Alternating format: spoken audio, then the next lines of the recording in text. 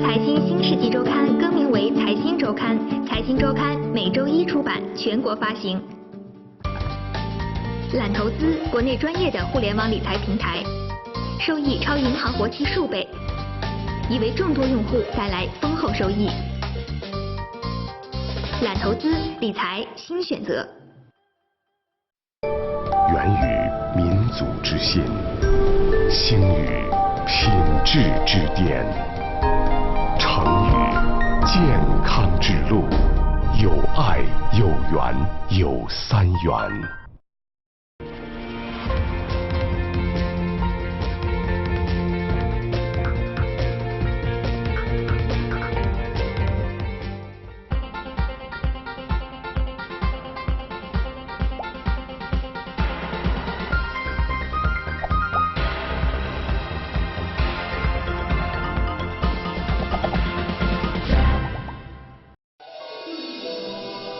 财新时间由三元乳业联合冠名播出。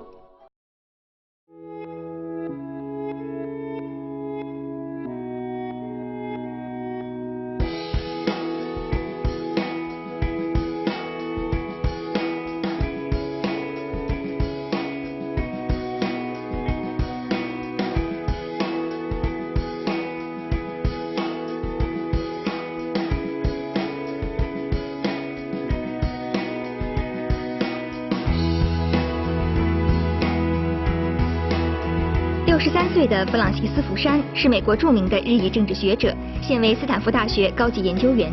1989年，他曾以论文《历史的终结》而声名鹊起。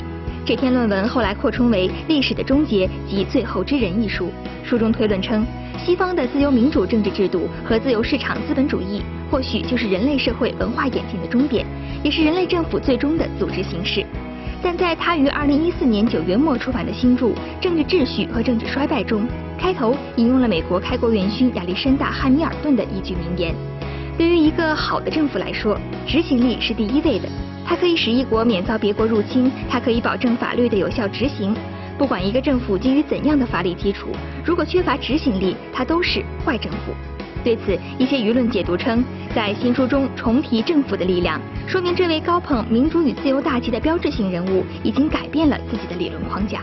不过，在福山今年4月于北京出席由中国比较经济学研究会、比较编辑室和财新传媒共同主办的智力与发展沙龙，并接受财新时间专访时，他对此做出了澄清。他表示，他的基本观点并没变化，只是新书在出版后可能引起了一些误解。I'm very happy to host today's program.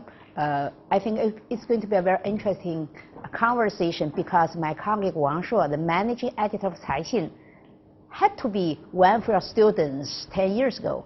And he took your classes and also he followed what you have said in the past 10 years. Thank you, Julie.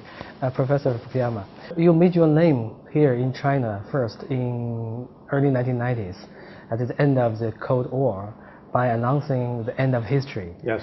And since then, 2 decades has passed and many ups and downs of everything. Has you changed your mind? I haven't changed my mind on the fundamental question of whether there is a direction to history as societies evolve and modernize. What is the kind of society that stands at the end of the modernization process? And I believe, as I did 25 years ago, that it continues to be some form of liberal democracy and a market economy. And I don't think that anything that's happened since then has really changed that perspective. In the past 25 years, we have seen many political events around the world that's actually against this so-called trend. How do you interpret it? Well, actually, since 1970, the total number of democracies in the world has gone from about 35 to about 110. What's happened in the last 8 years is there's been a decline especially in places like Russia and Turkey and so forth. What we don't know is whether this is like a stock market correction where we're going down a little bit but then the trend will be up, or whether this represents a larger shift. But I think that despite all the problems that America and Europe have experienced, the financial crises in both places, that it's still a very durable and sustainable form of government. You made your name again in China because of your two recent books, the origins of political order and the political order and political decay. In them, you emphasize the state capacity. And so many people here point to it and argue that the guy who said the history ends at liberal democracy now is a statist. No, it's not true. So what I say is that a good political order depends on a balance. So on the one hand, yes, you do have to have a state that's strong enough to protect the community, to provide basic public goods and services. But that state has to be constrained by, on the one hand, rule of law, and on the other, by democratic accountability. If you have just the state without those institutions of constraint, then you have a dictatorship. On the other hand, if you only have democracy and law but a weak state, then you don't have a good system either. And so you really need balance. You need all three at the same time. 10 years ago, when I was in your class at SAIS, I remember that you showed us a matrix of your model of state capacity. Actually, it's quite simple. There's only two factors, the scope of state and the strength of the state. So in the past decade, I see that you had developed into a grand theory of institution. How had that happened? Well, a lot of my thinking is driven by the discussion in America. Americans love to argue about what I call the scope of the state, whether you have small government, which the Republicans want, or big government, which the Democrats want. And my view was that this is the wrong argument, that you can have a successful society with a large state and you can have a successful society with a small state. You cannot have a successful society without a capable state.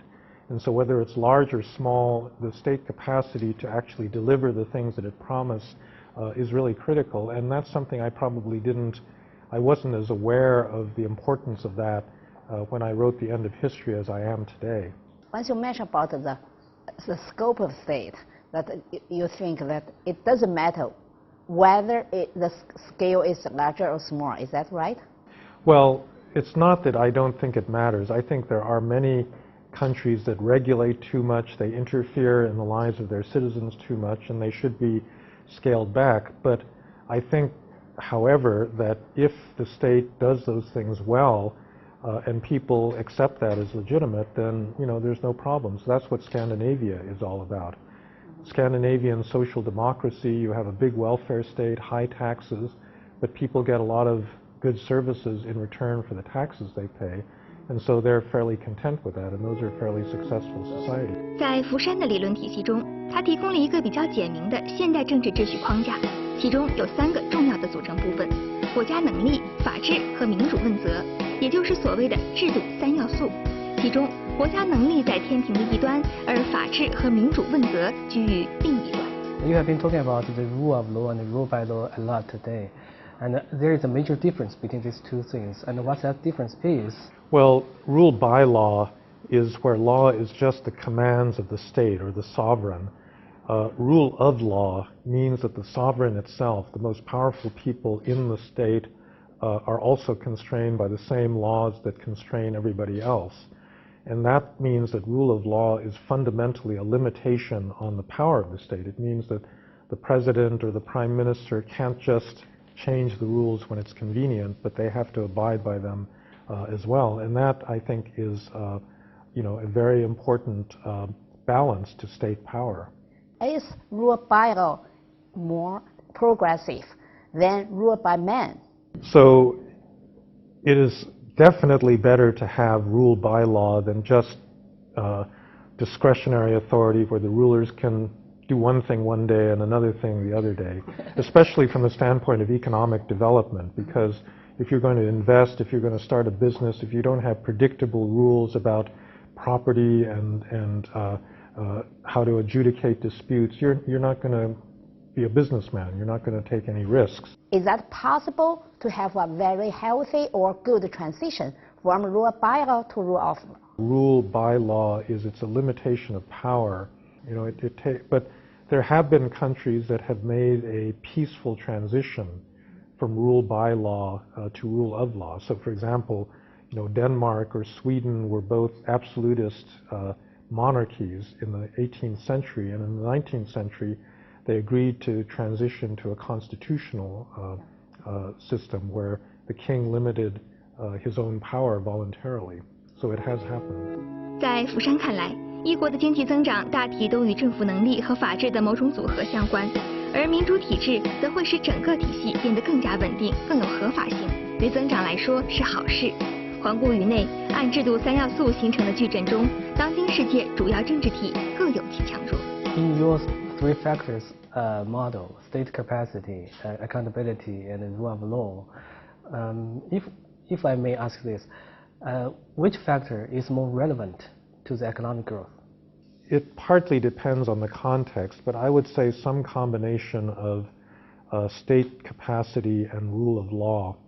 The economists really emphasize property rights and rule of law, but I think unless you have a state that's able to back that up with enforcement and is reasonably impersonal, then you're not going to have strong economic growth.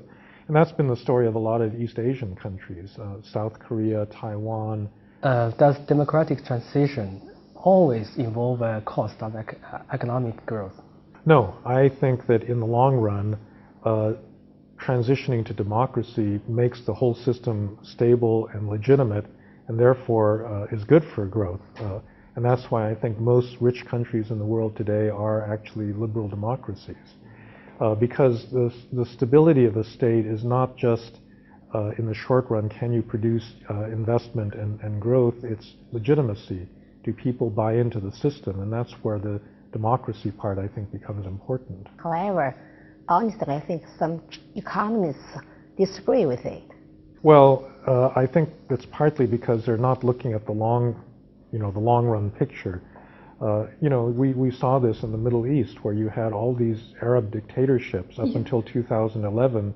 They looked incredibly stable, but they were repressive and they weren't legitimate, and so they've all exploded now into much more chaotic situations. But once you mention about the long term, you mean like 100 years or decades or years? What does it mean? Well, it depends. I think political time has speeded up in the modern world. So many institutions that took hundreds of years to emerge in, let's say, Europe or North America. Old days. Yeah.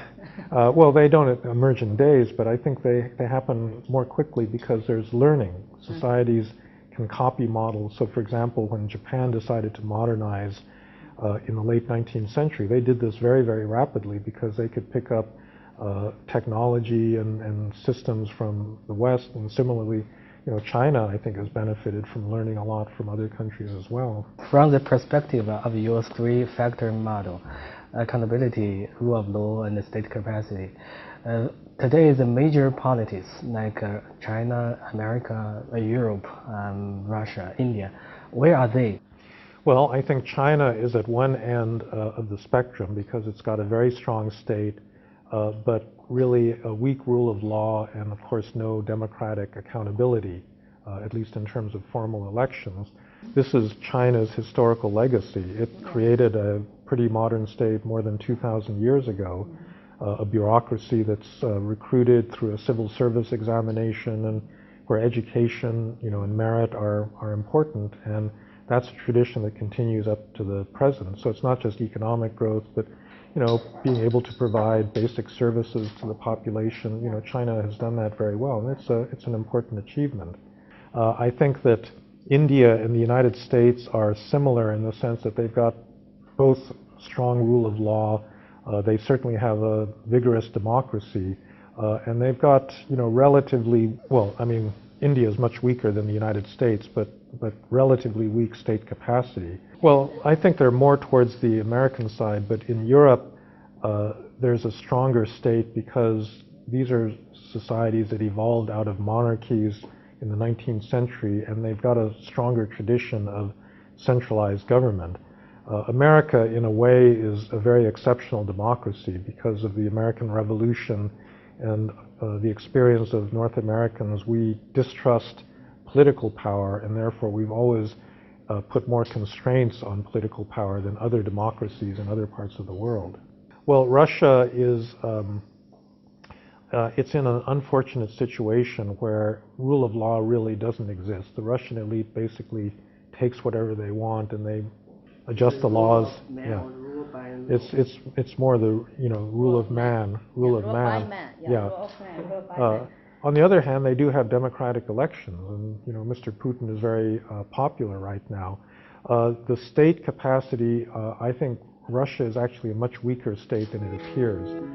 2014年下半年，福山在美国外交季刊上曾以“衰败的美利坚，政治制度失灵的根源”为题撰文，细剖美国政治制度的诸多流弊。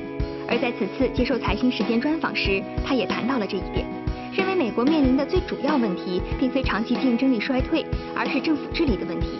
民主共和两党的极化，导致政府和国会与美国宪法系统的互动不佳，进而导致了能力缺失和决策不力。但他想要强调的是，他并不认为美国文明已经处于长期衰败之中。And you have published an article at the Foreign Affairs titled as America in Decay. Why do you think that the American political system is in decay? Well, first of all, I have to clarify some points. So I don't think American civilization is in decay.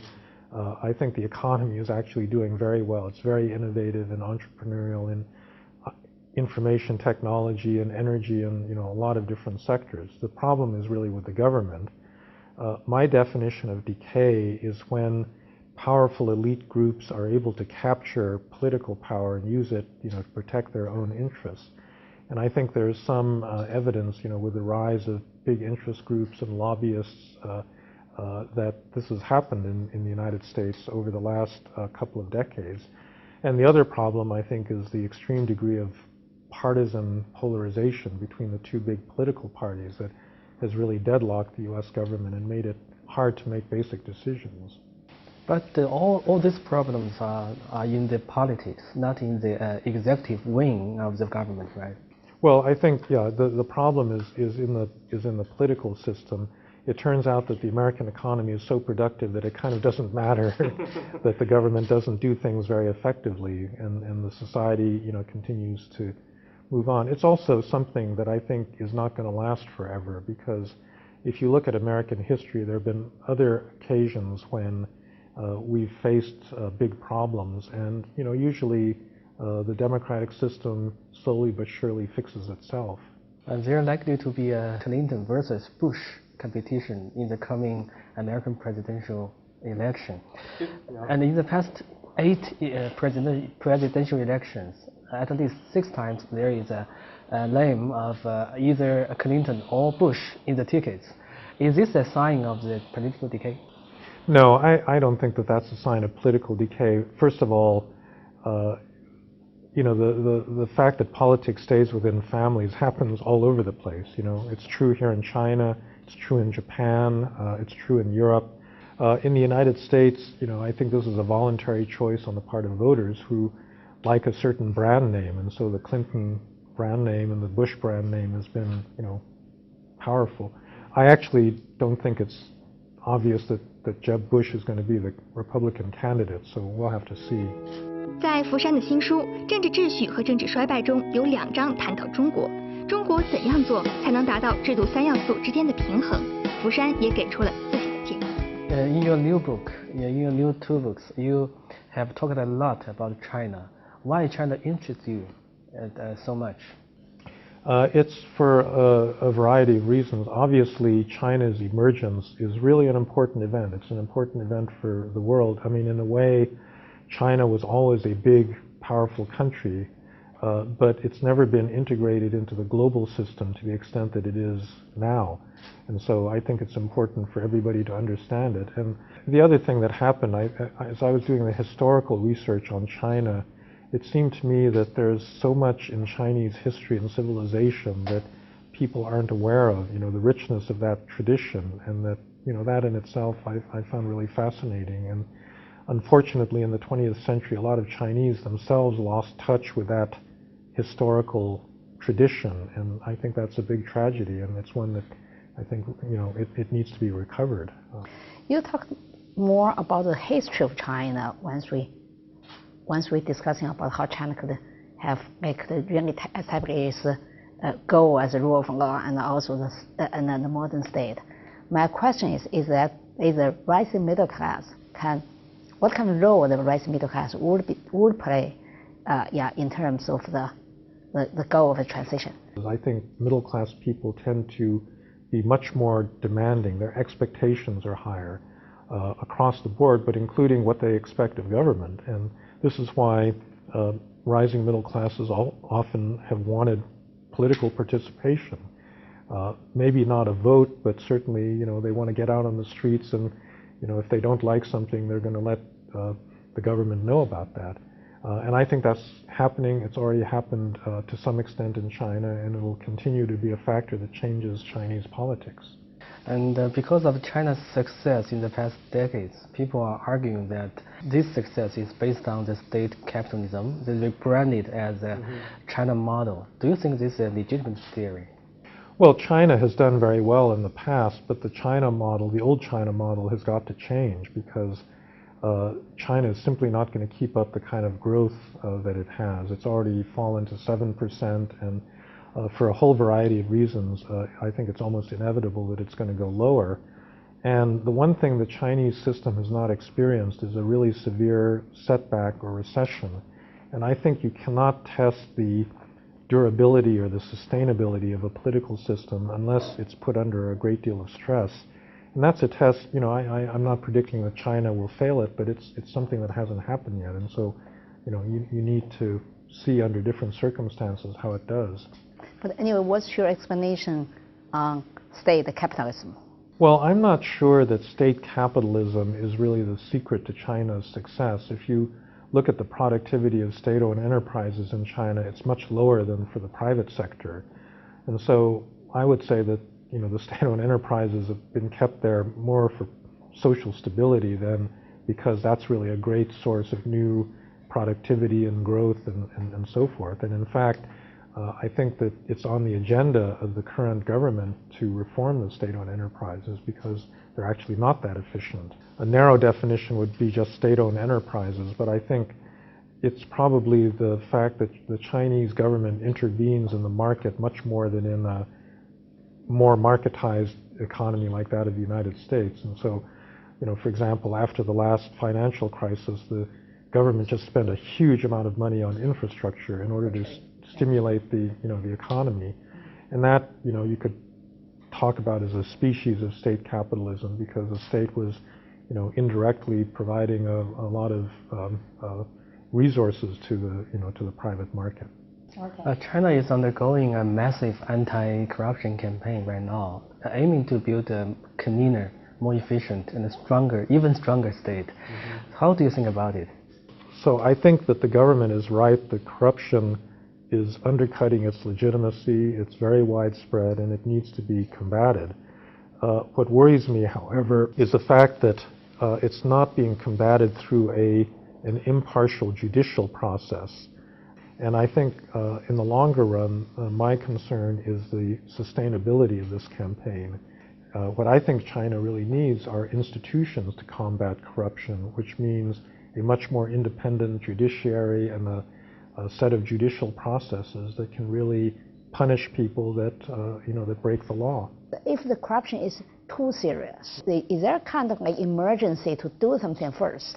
Well, politically, I think it's true that if you make a big push against corruption, it wins you support and it does buy you a certain amount of time. And I think what's really important is establishing clear rules for what is acceptable behavior in the future, and then setting up institutions that will really force people to stick to those rules. State capacity, rule of law, and accountability. Which one is the most emergent for China today? Well, I think that the state has been there for a long time, and it's plenty powerful. I would say that the next item on the agenda is probably strengthening rule of law. You need to strengthen rule by law, so there needs to be more decisions that are made according to law. But then eventually, I think everybody has to abide by the same rules. That's what the meaning of rule of law is.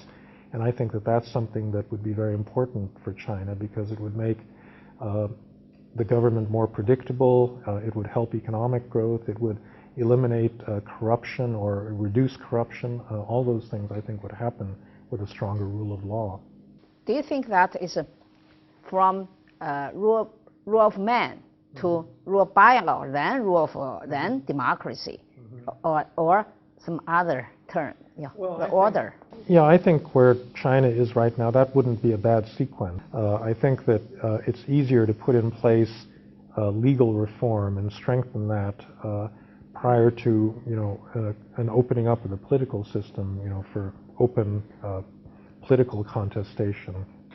And that's actually the pattern that most European societies went through as well. Are you working on a new book? No, at the moment I've said everything I have to say, so.